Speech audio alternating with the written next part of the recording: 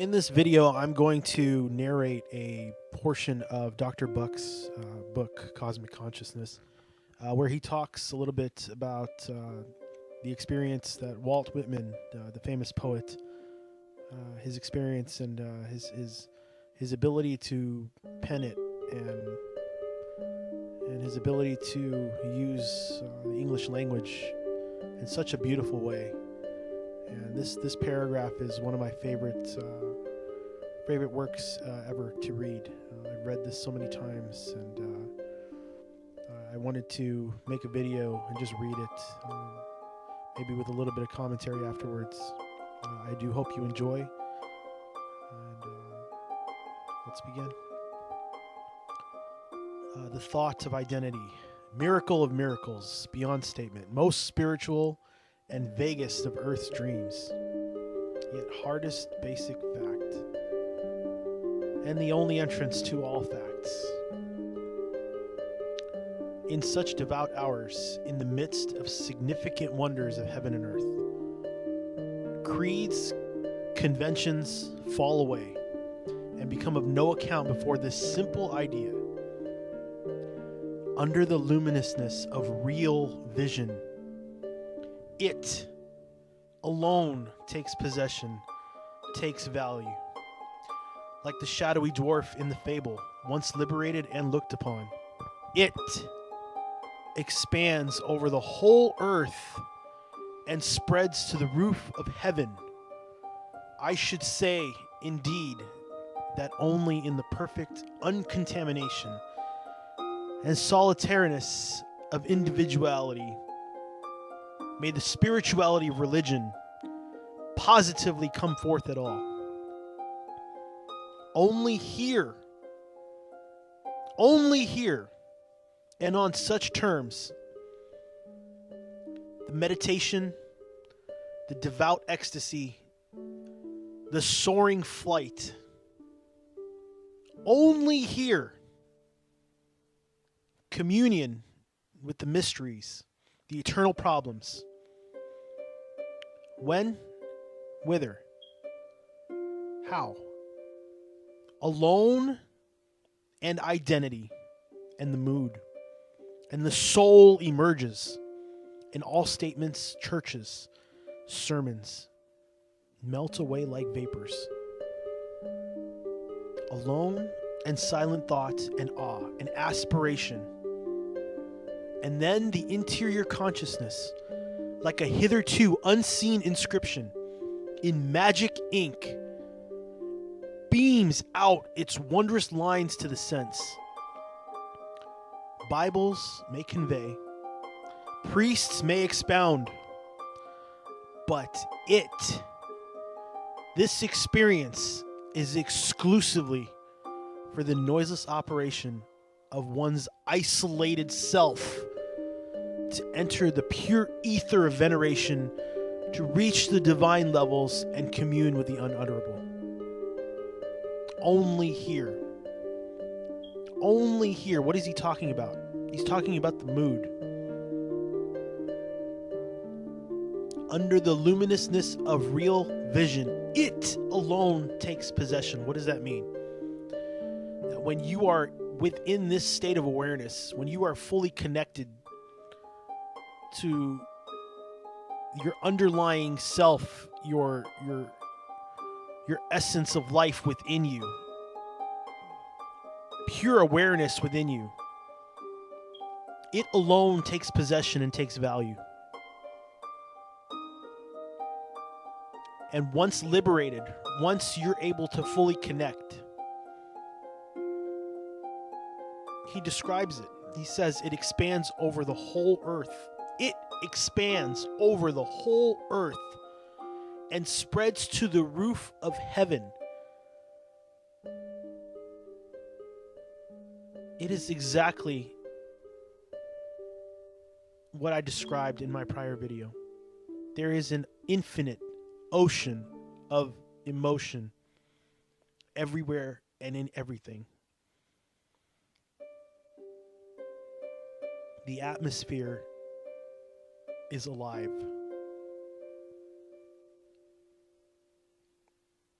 it alone takes possession, takes value. What does that mean? That means that yourself, your ego, is virtually non-existent. You become pure love, pure awareness.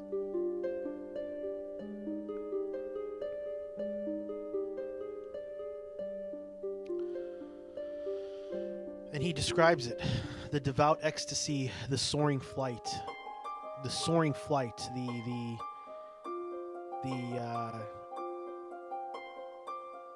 buildup within you, the rise of awareness, the emotional fireworks going on within you. You're not gonna experience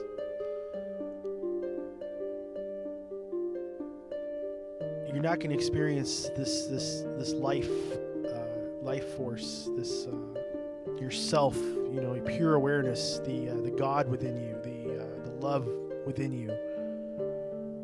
You're not going to experience it in a church. You're not going to experience it by listening to a sermon from a priest.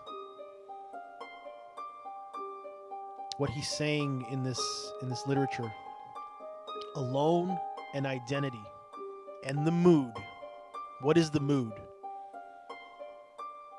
That right there is critical. What mood? What's your emotional state? And I will refer you back to the image of the infant,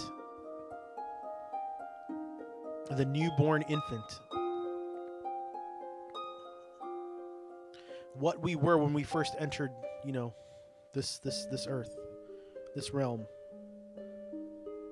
We were an emotional mess. We were crying.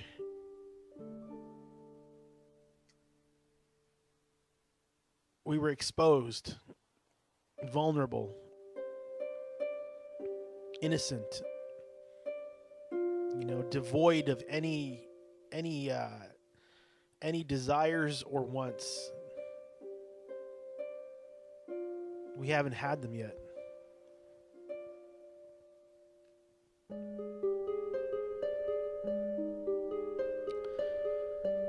Bibles may convey and priests expound, but it is exclusively for the noiseless operation of one's isolated self to enter the pure ether of veneration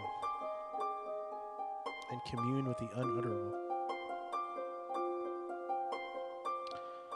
I should say indeed that only in the perfect uncontamination and solitariness of individuality. What does that mean?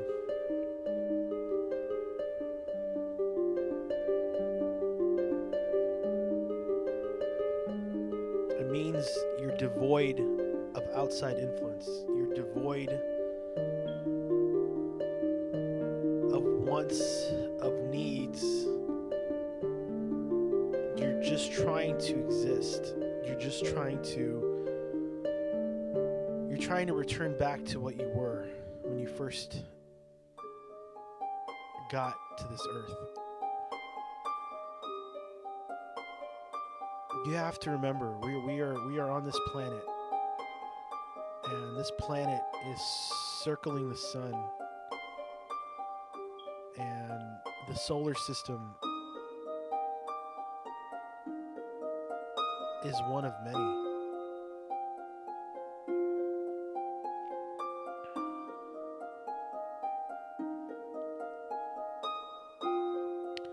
We are not independent of our surroundings.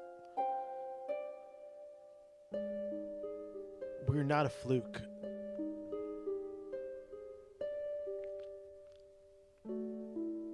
We are part of this world. We are part of outer space. We are part of the galaxy. We are rotating in space right now. Spinning. We are all connected.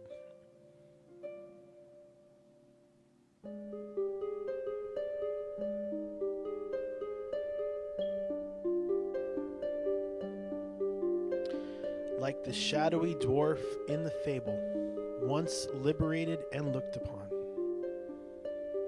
Once you see it, once you finally are able to connect, you will realize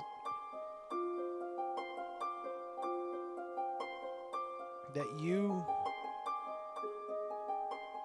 and your surroundings are one and the same. The life that's within us, it surrounds us. It surrounds us and it is a part of us, on the inside and the out.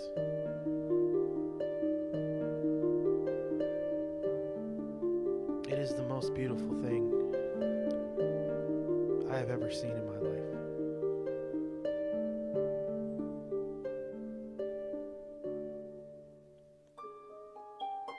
And I'm going to leave it at that.